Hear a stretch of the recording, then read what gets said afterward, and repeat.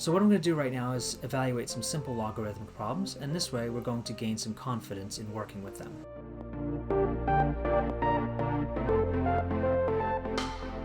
What I'm going to do is I'm going to do all the working right below my screen, and then I'll put the answers next to the problem. Okay, let's go. So for the first one, we have log base 2 of 32, and so what this really means is we have 2 to the power of some number is equal to 32.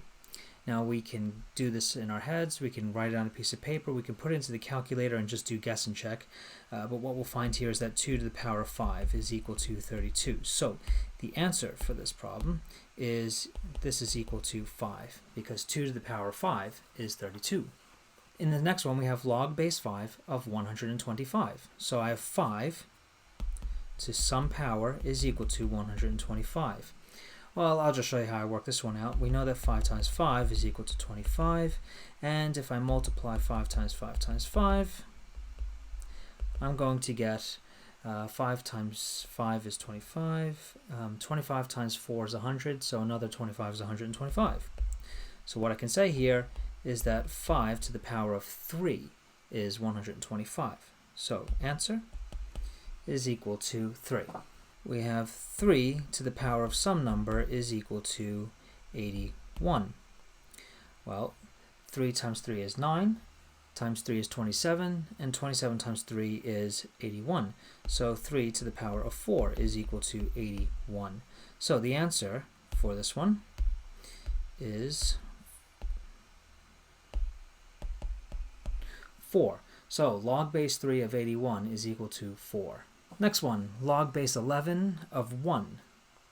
Okay, well, we'll have, I'll write it down here. What this means is 11 to some power is equal to 1.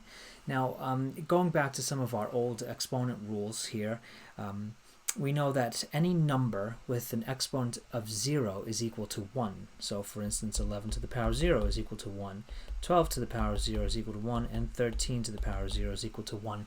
So we have log base 11 of 1 is equal to 0. This one was a bit of a trick. Sorry, but I wanted you to see it. This is referred to as a common log.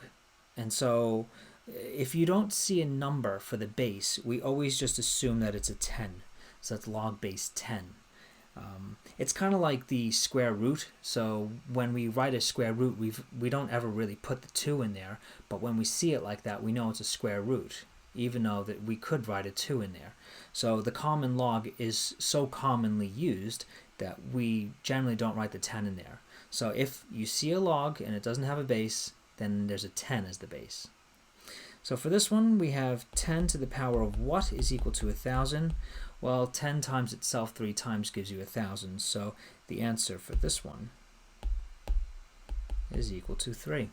Alright, so that's how you go about doing some of the log questions. I just want you to see that in order to answer some of these, it was really easy for me to just go back to the original exponential problem and then think about it in that way to get the answer for the logarithm.